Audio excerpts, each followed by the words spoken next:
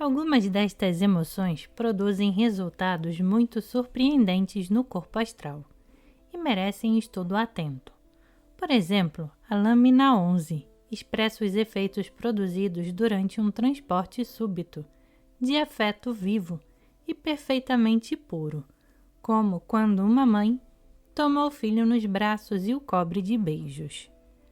Uma viva agitação invade repentinamente o corpo astral e durante um momento se velam as cores do seu estado normal ou de repouso. Neste caso, como em todos os seguintes, o corpo astral da pessoa comum, tal como o representa a lâmina 10, serve de base para ilustrá-lo, mas vê-se muito pouca coisa dele durante o período de uma emoção momentânea. Se observarmos na lâmina 11 a mudança efetuada, notaremos que consiste em 4 modificações distintas. Primeiro, apareceram as espirais ou torvelinhos, de cor viva e de forma definida, que são duradouras e irradiam uma luz intensa que provém do interior. Cada uma delas é uma forma de pensamento, engendrado anteriormente no corpo astral, no momento de projetá-la para o objeto do afeto. Esses torvelinhos nebulosos de luz vivente são difíceis de pintar, pois sua beleza excede toda a descrição.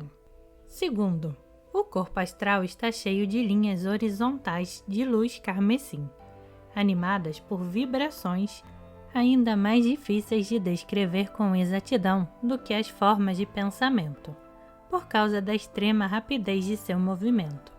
Não obstante, o artista acertou em expressar o efeito geral. Terceiro, uma espécie de envoltura muito tênue, cor-de-rosa, cobre a superfície inteira do corpo astral, de sorte que todo o interior é visto através da mesma, como se através de um globo de cor.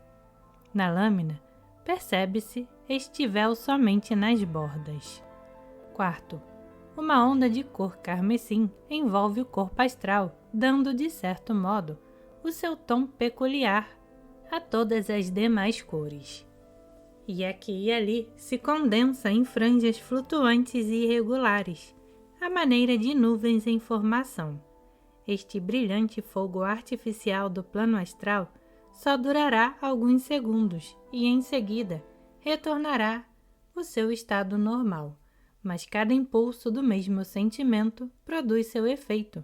O tom carmesim permanente da parte superior aumenta um tanto e deixa as partículas do corpo astral um pouco mais aptas para assimilar a primeira próxima onda de afeto que se produza. Por transitório que seja um impulso semelhante, como se repete muitíssimas vezes, seus efeitos se acumulam. Vejamos, por outro lado, como entra em ação a benéfica influência exercida sobre outra pessoa, pela irradiação das vibrações cheias de vida, amor e gozo. A lâmina 12 é quase idêntica à 11, com a diferença de que o azul substitui o carmesim.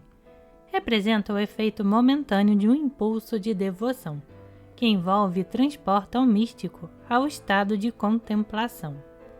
A sua manifestação toma as mesmas 4 formas que temos observado no caso de um impulso de afeto. As espirais, que cintilam em forma de torvelinhos, as linhas horizontais que vibram com rapidez, a envoltura exterior e as franjas nebulosas têm precisamente o mesmo significado, substituindo somente o afeto pela devoção. Um impulso tão perfeito de devoção é bastante raro e muito menos comum do que o impulso de amor igualmente perfeito. Algumas vezes aparece uma onda de sentimentos desta natureza, mas geralmente sem o mesmo grau de precisão, num devoto em adoração, diante altar ou de uma imagem da Virgem. Geralmente as linhas paralelas são menos regulares e acentuadas. As espirais claramente definidas da lâmina estão substituídas por amorfas nuvens azuis, que se veem a miúde nas igrejas, destacando-se lentamente como os torvelinhos de uma densa fumaça por cima da cabeça dos fiéis. Todavia, não se observam estas nuvens nas igrejas da moda, onde os homens pensam nas vicissitudes de sua última especulação comercial, enquanto que as senhoras se deliciam em sua mútua crítica aos vestidos. Igualmente, nada semelhante se vê em certas assembleias religiosas, onde os pensamentos não se detêm humildemente na adoração e devoção, mas a arrogância e presunção pessoais transbordam do palavrório e das pomposas arengas dos oradores, assim como da atitude dos circunstantes, sempre dispostos à controvérsia e à caça de heresias. Encontra-se, pelo contrário, positiva devoção entre os dissidentes e letrados, acompanhada de hinos sentimentais, embora desarmônicos. Também se encontra, algumas vezes, entre pobres camponeses reunidos numa capela católica, e ainda mais a miúde, entre os abnegados e devotos fiéis da igreja ritualista.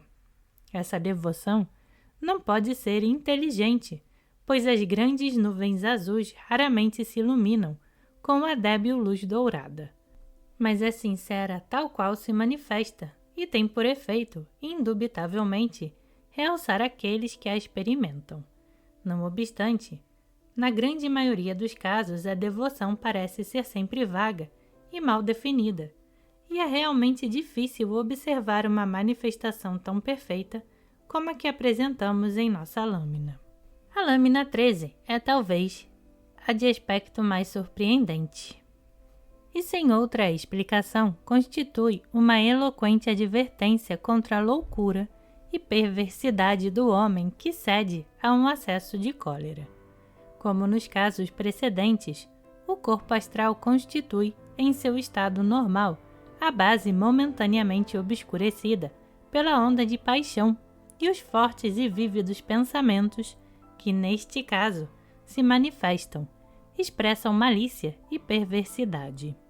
Também se apresentam em forma de vórtices ou torvelinhos, semelhantes a pesadas massas tempestuosas de um negro de fuligem, iluminadas interiormente pelos sinistros resplendores do ódio em atividade.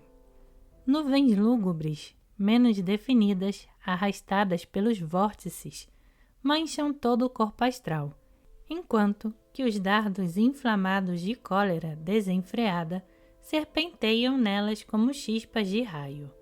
Este caso é terrível, verdadeiramente horroroso, e quanto mais o examinamos, mais terrível parece. O caso que aqui apresentamos é o de um homem arrebatado pela ira, absolutamente fora de si, que naquele momento havia perdido todo o domínio sobre si próprio e era capaz das mais atrozes crueldades. Num tal estado, pode cometer qualquer crime ou realizar um ato tal que toda uma vida de arrependimento não poderia apagar. Embora, a rigor, a educação e o medo ao castigo o impedissem de cometer violência, os terríveis relâmpagos do ódio penetram o corpo astral dos demais à maneira de pontudos punhais, ferindo assim a todos os que o rodeiam, conquanto menos visivelmente do que se os agredisse fisicamente.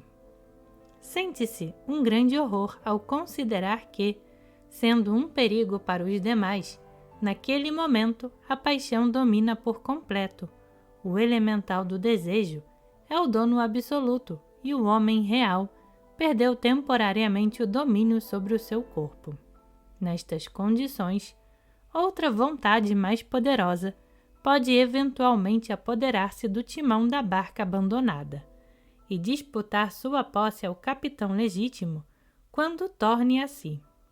Isto é, que quando o homem está arrebatado pela ira, expõe-se a ser tomado e obsedado por um desencarnado de natureza análoga, ou por algum elemental artificial cujas vibrações sejam sincrônicas com as que o dominam. Neste caso, não somente constitui um perigo para os seus semelhantes, mas também se acha em estado terrivelmente perigoso. O caso que escolhemos, para exemplo, é raro, pois tal estado só duraria, em regra, alguns minutos, mas aproximadamente as mesmas características se apresentam em todo aquele que se abandona a um acesso de cólera violenta. Se soubesse sob que aspecto aparece a visão daqueles que o podem ver, quando se deixa arrastar por um acesso de cólera, esforçar-se-ia de toda maneira para evitá-lo. O arrebatamento passa, mas deixa suas pegadas. No corpo astral da generalidade dos homens, há sempre certa quantidade de cor escarlate, que denota propensão para cólera e irritabilidade. Cada acesso de ira acrescenta algo à matéria do corpo astral e aumenta a sua capacidade para responder com mais facilidade que antes a estas repulsivas vibrações. Convém também recordar que a cólera, mesmo que não seja permanente, fica registrada para sempre na memória da natureza, embora o elemental criado pela malevolência deixe de existir depois de um lapso proporcional à intensidade do mau pensamento gerador. Perdura a vivente fotografia de todos os instantes da sua vida, e os resultados de suas mais remotas ações aumentarão, com estrita justiça, a conta kármica de seu Criador. Estranhos são os efeitos do medo no corpo astral.